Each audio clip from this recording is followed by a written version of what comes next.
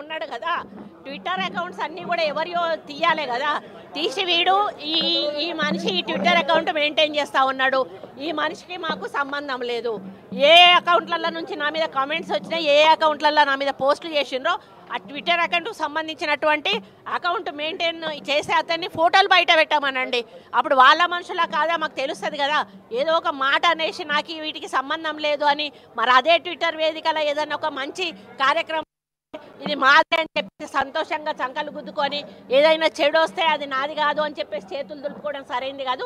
నిజంగా నువ్వు నిజాయితీ పరుడు అయితే ఆ ట్విట్టర్కు నీకు ఎటువంటి సంబంధం లేకపోతే ఏ ట్విట్టర్లలో నా ఫోటోలు పెట్టి షేర్ చేశారో పోస్టులు చేశారో వాళ్ళని అందరు ట్విట్టర్ అకౌంట్లో వాళ్ళ ఫోటోలు కూడా సైబర్ క్రైమ్కి ఇచ్చి ఈ ఫోటోలకు సంబంధించిన వ్యక్తులు మా వాళ్ళు కాదు, వీళ్ళ మీద చర్యలు తీసుకోండి అని చెప్పి నువ్వు ఒక రిప్రజెంటేషన్ ఇవ్వాల్సిందిగా నేను డిమాండ్ చేస్తున్నాను.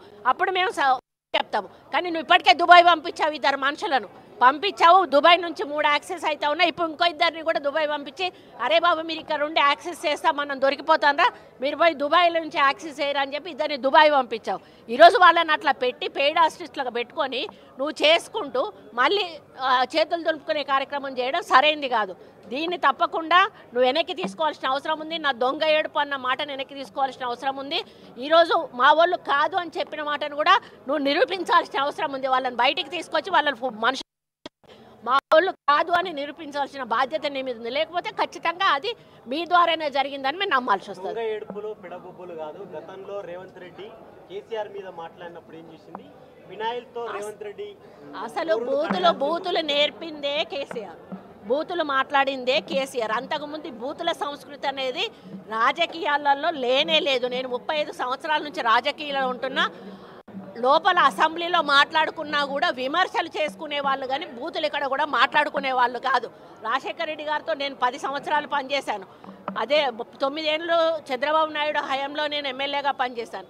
ఏమయ్యా రాజశేఖర్ అని ఆయన మాట్లాడేవాడు, ఏమయ్యా చంద్రబాబు అని ఈయన మాట్లాడేవాడు, కానీ ఎక్కడా కూడా అసభ్య పదజాలాన్ని వాడినటువంటి సందర్భాలు లేవు.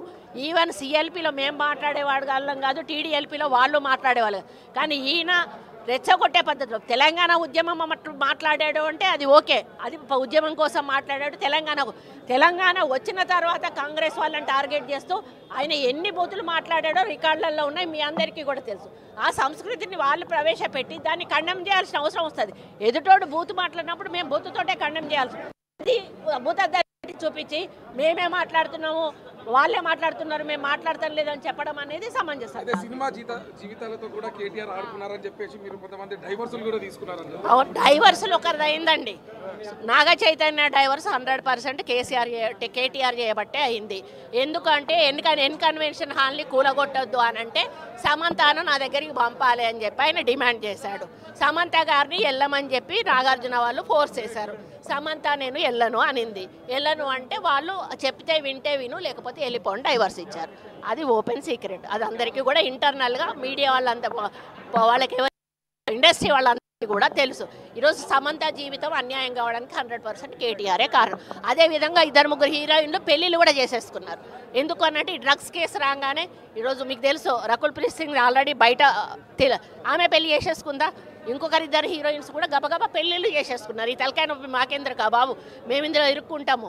ఆ రోజు ఆయన అధికారం ఉండి ఈ విధంగా వాళ్ళ ఫోన్లు ట్యాప్ చేసి వాళ్ళు ఎవరితోటన్నా సీక్రెట్గా మాట్లాడుకున్న వాటిని రికార్డ్స్ని తీసుకొని ఆ రికార్డ్స్ను వాళ్ళకి వినిపించి బెదిరించి ఇగో ఈ రికార్డు మీద ఉంది నా దగ్గర, మీరు కానీ రాకపోతే ఈ రికార్డు నేను బయట పెడతా అనే పద్ధతిలో చాలామంది హీరోయిన్లను లొంగపరుచుకున్నాడు. వాళ్ళందరినీ డ్రగ్స్కి అలవాటు చేశాడు. ఈయన కూడా డ్రగ్స్ వాడాడు. దానితోటే ఆ రోజు డ్రగ్స్ కేసు కానీ ఈరోజు ఫోన్ ట్యాపింగ్ కేసు కానీ చాలా సీరియస్గా మన ప్రభుత్వం తీసుకోవడం జరిగింది. వాళ్ళ రిప్రజెంటేషన్ వాళ్ళు ఇవ్వరండి, వాళ్ళు బయటకు రారు. కాబట్టి ఎంక్వైరీలో వాళ్ళ పేర్లు వచ్చినా కూడా గోప్యంగా ఉంచడం జరుగుతుంది. ఎవరైతే విక్టిమ్ ఉన్నారో వాళ్ళ మీద సీరియస్గా యాక్షన్ తీసుకుంటారు. రే ఇన్నరా మాంగళ్య షాపింగ్ మాల్ లా ఏం కొన్నా స్పాట్ గిఫ్ట్ ఇస్తుర్రంట, రండిగా. మాంగళ్య షాపింగ్ మాల్ లో దసరా స్పాట్ గిఫ్ట్ పక్కా. ప్రతి 1000 రూపాయల కొనుగోలుపై ఖచ్చితమైన స్పాట్ గిఫ్ట్. ఈ ఆఫర్ అక్టోబర్ 1 నుంచి 11 వరకు మాత్రమే. మాంగళ్య షాపింగ్ మాల్ తెలంగాణ. రే ఇన్నరా మాంగళ్య షాపింగ్ మాల్ లా ఏం కొన్నా స్పాట్ గిఫ్ట్ ఇస్తుర్రంట.